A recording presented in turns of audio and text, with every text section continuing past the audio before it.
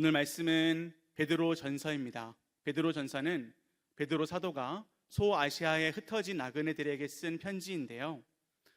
사도행전 7장에서 스데반이 순교한 이후 더 강하고 더 심한 그러한 고난과 핍박이 초대교회에 있었습니다. 그리고 그들의 상황 속에는 기근이라는 자연재해도 겹쳐져 있었습니다. 그래서 그들은 고난이 매우 심하였고 예수님을 믿는다는 이유만으로도 핍박이 매우 심하였고 심지어 굶어야 하는 가난한 상황 가운데 있었습니다. 그러나 그 고난은, 그 가난함은 복음의 확장을 막을 수 없었습니다. 초대교회의 전진을 멈추게 하지 못했습니다. 오히려 그 고난은 초대교회의 모든 성도들을 사명으로 이끄는 통로가 되었습니다.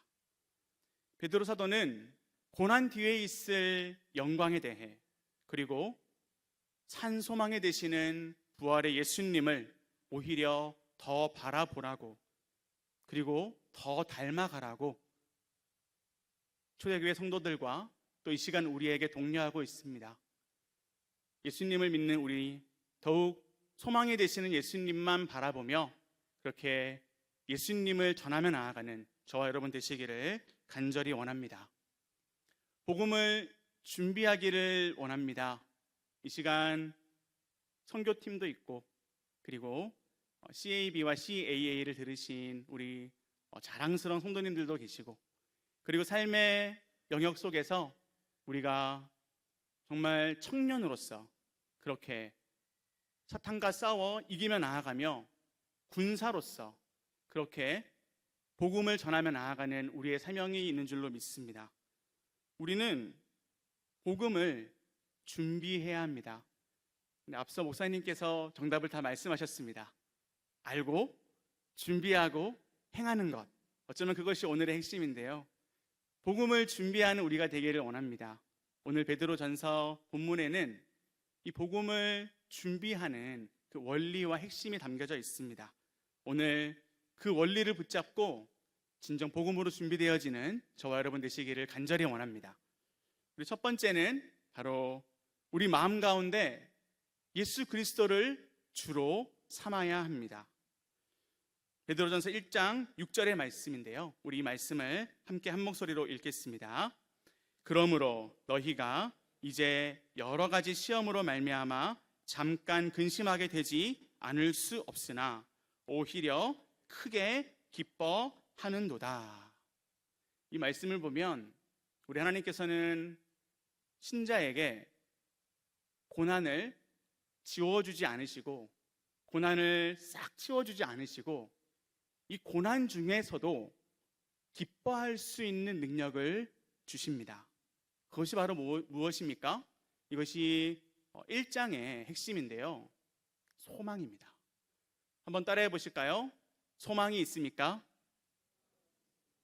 옆에 계신 분에게 바라볼 수 있다면 바라보시면서 한번 물어보실까요? 소망이 있습니까? 아멘. 얼굴이 너무 잘생기셔서, 얼굴이 너무 예쁘셔서 소망이 있습니다. 근데 우리 대부분의 사람들은 거울을 보면 소망을 발견하기 좀 힘듭니다. 성적표를 보면 소망이 있습니까? 우리 아이들에게 이거 금지입니다. 금지어입니다. 통장을 보면 소망이 있습니까? 소망이 있어야 하는데 말이죠. 가정을 바라보면 소망이 있습니까? 물론 기쁩니다. 그러나 소망이 있을까? 우리는 세상 것을 보면 소망이 없습니다. 그리고 사실 이 사실은 세상의 모든 사람들이 공감하는 것입니다. 그런데 베드로는 편지에 소망이 있니? 소망이 있어! 라고 정답을 말해줍니다. 그것은 바로 우리가 앞서 찬양하였던 예수 그리스도이신데요. 더 구체적으로는 예수 그리스도께서 부활하시는 것, 예수께서 이 땅에 다시 오시는 것, 그러한 살아있는 소망을 바라보라. 그것을 바라볼 때에 기쁨이 임할 것이다. 그런데 너무나도 놀라운 것은 이 편지를 받는 초대교회 성도들은 기쁨으로 고난을 이기며 고난과 싸우며 나아갈 수 있었습니다. 이 기쁨의 원천은 바로 믿음이었습니다. 우리 7절의 말씀입니다. 우리 7절 말씀도 함께 읽겠습니다. 너희의 믿음의 확실함은 불로 연단하여도 없어질 금보다 더 귀하여 예수 그리스도께서 나타나실 때에 칭찬과 영광과 존귀를 얻게 할 것이니라. 그들의 믿음이 얼마나 확실한 믿음이었던지 금보다도 더 귀한 믿음이다. 내 통장에 동그라미가 많으면 그것이 소망이 아니라 믿음이 소망이다.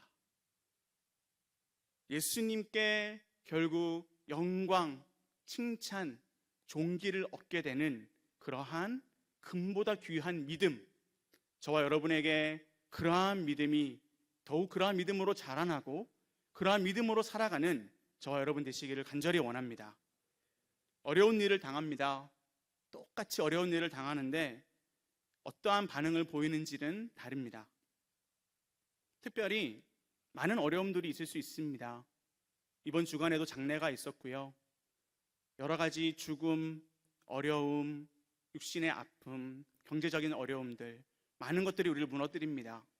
그런데 사실 이 시대 가운데서 또 우리 교회 공동체 가운데서도 가장 어려운 것은 사람입니다. 사람. 이 사람이 주는 아픔, 이 사람이 주는 그 가시는 마치 나의 모든 것을 다 빼앗아 버리는 그러한 아픔입니다. 내 모든 것을 다 빼앗긴 것만 같은 그러한 고통, 고난이 여러분들에게 있으십니까? 그렇다면 그 고난과 그 문제는 나의 주인이 되려고 하는 것입니다.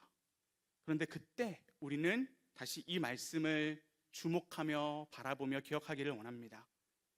너희 마음에 그리스도를 주로 삼아. 그럼에도 불구하고 지금 이 상황에도 불구하고 나의 주인은 예수님이시다. 지금 내가 이렇게 어려움을 당하고 있지만 나의 주인은 예수님이시다. 예수님은 지금도 살아계셔서 성령께서 예수님의 이름으로 일하고 계시며 아버지의 뜻은 어떠한 상황 가운데서도 반드시 이루어진다라는 그 확실한 고백이 저와 여러분에게 충만하시기를 원합니다. 그런데 이 고백을 하면 오늘 말씀 가운데 우리는 이렇게 변화가 됩니다. 어떻게 변화가 되죠? 계속해서 읽어보면 너희 마음에 그리스도를 주로 삼아 거룩하게 하고, 이것은 우리가 거룩하게 하는 것이 아니라 하나님께서 고난을 통과하게 하심으로, 즉 우리가 말씀을 붙들고 기도하며 나아갈 때에 치료를 받음으로 인하여, 수술을 받음으로 인하여, 우리가 완전히 깨어짐으로 인하여, 즉 고난을 통하여 우리는 거룩한 그릇이 된다. 거룩하게 하나님께 쓰임 받을 만한 사람이 된다라는 것입니다. 디모데후서 2장 21절의 말씀입니다. 제가 읽겠습니다. 그러므로 누구든지 이런 것에서 자기를 깨끗하게 하면 귀히 쓰는 그릇이 되어 거룩하고 주인의 쓰임에 합당하며 모든 선한 일에 준비함이 되리라. 아멘. 복음을 준비하고 계십니까? 그렇다면 우리에게는 은혜가 있어야 합니다. 은혜를 경험하셔야 합니다. 고난 가운데서도 오히려 더 은혜를 경험하는 저와 여러분 되시기를 간절히 원합니다. 우리 마음의 주인은 질병이 아니요, 우리 마음의 주인은 나를 힘들게 하는 그 사람이 아니요, 내 마음의 주인은 오직 예수님이시다. 결국 그 믿음은, 결국 그 고백은 우리를 아버지께서 귀히 쓰시는 그릇으로 그렇게 우리를 다듬으시고 깨트리시고 바꾸어 주실 것입니다. 사랑하는 성도님들, 어쩌면 이 자리에 내 모든 삶을 예수님을 위해서 드리겠습니다라는 기도를 해보신 분이 계십니까? 만약 오늘 이 시간 나의 모든 삶이 예수님의 것입니다, 나의 모든 삶이 아버지의 것입니다 라고 저와 여러분 고백한다면 우리는 고난 가운데서도 기쁨을 경험하시게 될 것입니다.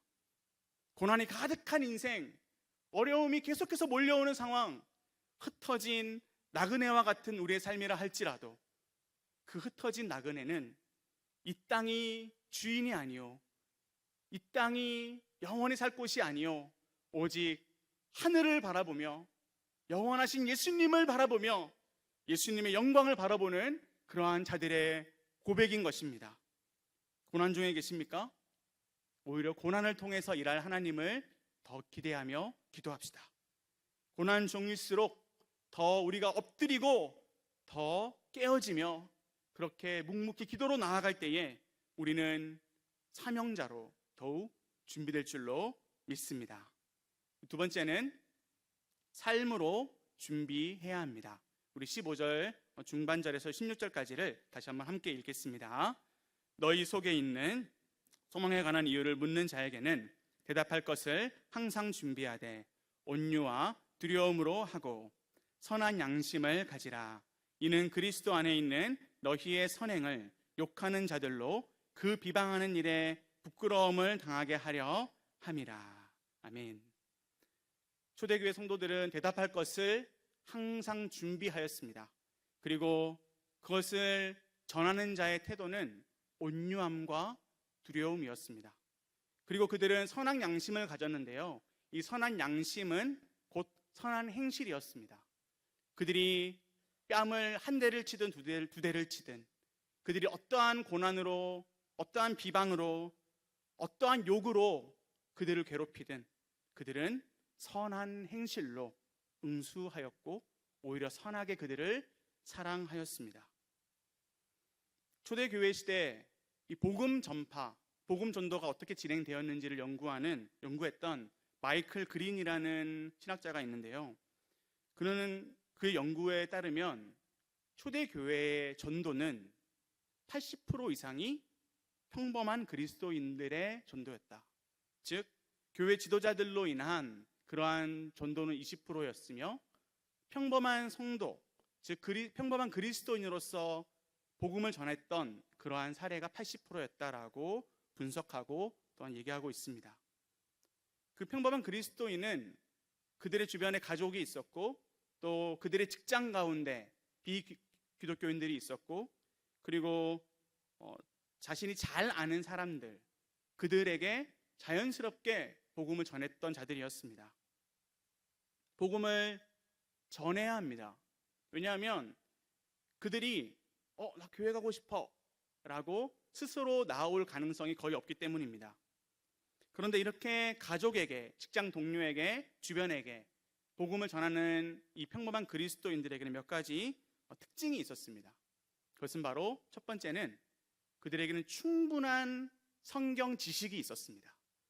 그리고 그들은 타인과의 대화 가운데서 어떻게 복음을 전달할 수 있는지에 대한 그 방법을 알고 있었습니다. 그리고 그들은 비기독교인들, 즉 교회를 다니지 않는 사람들과도 아주 잘 지냈습니다. 이 모든 존재 조건들은 삶 가운데서 자연스럽게 이루어지는 것들이었습니다. 사랑하는 성도님들, 모든 인생은 커다란 인생의 질문을 갖게 됩니다. 어떠한 질문들이 있을까요? 앞서 말씀드린 대로 말할 수 없는, 어떻게 설명이 되어지지 않는 고통이 다가올 때가 있죠.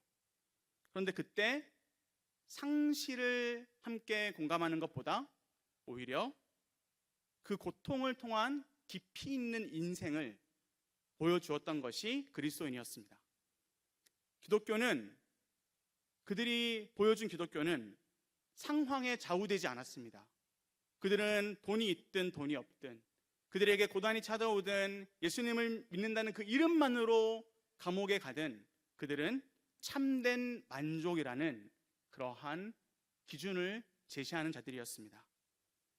공동체를 대할 때, 사람을 대할 때 얄팍한 계산으로 대하는 사람들이 꽤 있는데요, 그런 얄팍한 계산으로 대하지 않고 이 관계 가운데서의 자유, 정말 이 사람을 만나면 마치 큰 산을 만난 것처럼, 넓은 바다를 만난 것과 같은 그러한 매력을 뿜었습니다. 정의를 추구합니다. 세상이 추구하는 그 정의를 추구합니다. 그러나 타인을 억압하지 않고 그들을 오히려 지켜주는 그러한 토대를 제시합니다. 사랑하는 성도님들, 이것은 아무리 AI가 발전하고 아무리 디지털이 우리를 사로잡는다 할지라도 이러한 일을 해낼 수 없습니다.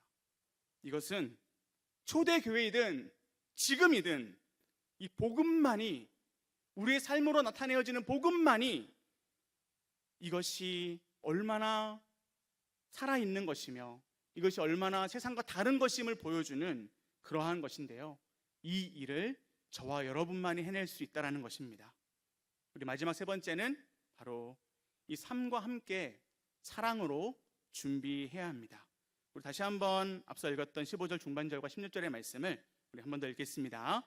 너희 속에 있는 소망에 관한 이유를 묻는 자에게는 대답할 것을 항상 준비하되 온유와 두려움으로 하고 선한 양심을 가지라. 이는 그리스도 안에 있는 너희의 선행을 욕하는 자들로 그 비방하는 일에 부끄러움을 당하게 하려 함이라. 아멘. 어떻게 나를 욕하는 자에게, 나를 비방하는 자에게 온유함으로 대할 수 있습니까? 어떻게 그들을 두려워함으로, 이 두려움은 리스펙이라고 할 수 있는데요, 그들을 존경하는 마음을 잃지 않고 그들에게 나아갈 수가 있습니까? 많은 교회가, 많은 성도가 자기의 의와 우월 의식에 빠지는 이유가 무엇일까요? 우리 앞서 교회를 위해서 기도했는데요, 왜 교회는 계속해서 사회와 동떨어진, 즉 교회가 이 사회 가운데 수행해야 될 역할이 있는데 왜 그것을 하지 못하고 그렇게 살아가고 있을까요? 그것은 바로 복음의 핵심, 사랑이 없기 때문입니다. 에릭 리들이라는 사람이 있습니다.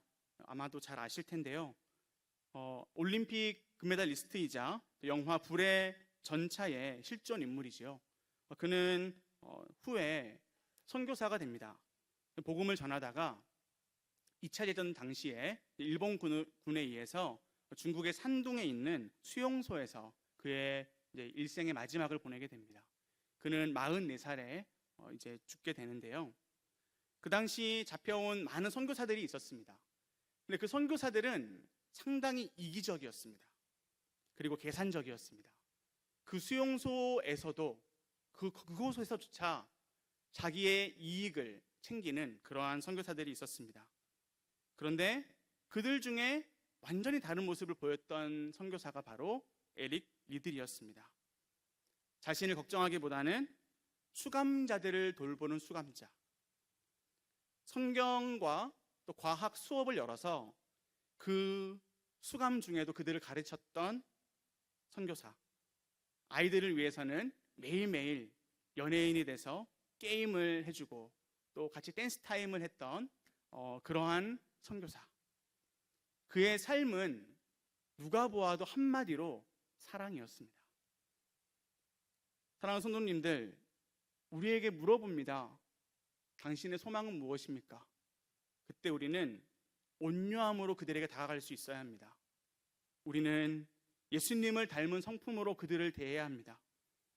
우리는 하나님을 두려워해야 하는데요, 동시에 사람에게는 예의 바르고 또 그에게는 리스펙하는 마음으로 그를 바라볼 수 있어야 합니다. 비기독교인들을 그만 혐오하고 그들을 사랑하라. 이것이 에릭 리들의 외침이었습니다. 교회 안에만 있지 말고 교회 밖으로 나아가라. 이것이 에릭 리들의 외침이었습니다. 하나님이 세상을 이처럼 사랑하사 독생자를 주셨으니 이는 그를 믿는 자마다 멸망하지 않고 영생을 얻게 하려 하심이라. 하나님이 세상을 사랑하셨기 때문에, 그렇기 때문에 예수님을 보내신 것입니다. 우리가 왜 세상 가운데에서 복음을 전해야 합니까? 우리에게 사랑이 없으면, 우리가 세상을 사랑하는 그 예수님의 마음, 하나님의 마음이 없으면 우리는 또 실패하게 될 것입니다. 우리 마지막으로 베드로후서 3장 9절의 말씀을 우리 함께 읽고 기도하겠습니다. 주의 약속은 어떤 이들이 더디다고 생각하는 것 같이 더딘 것이 아니라 오직 주께서는 너희를 대하여 오래 참으사 아무도 멸망하지 아니하고 다 회개하기에 이르기를 원하시느니라. 주님의 다시 오심을 준비하고 바라보며 나아가는 소망이 있는 저와 여러분에게 이 마음이 있기를 원합니다. 아무도 멸망하지 않기를 바라시는 하나님 아버지의 마음, 예수님의 마음. 사랑하는 성도님들, 오늘 저와 여러분이 기도할 때에 우리가 힘들고 고난에 있다 할지라도 정말 이 시대에, 제가 선지서를 또 가르쳐서 그런 것도 있지만요, 이 시대에 정말 작은 선지자로서, 작은 예수로서 내가 나아가야 된다라는 이 사명이 꼭 회복되어지시기를 원합니다. 그리고 저와 여러분 정말 알고 준비되어 행함으로 예수님을 더욱 누리며 그 예수님을 전하며 나아가는 저와 여러분 되시기를 예수님의 이름으로 간절히 소망하며 기도합니다.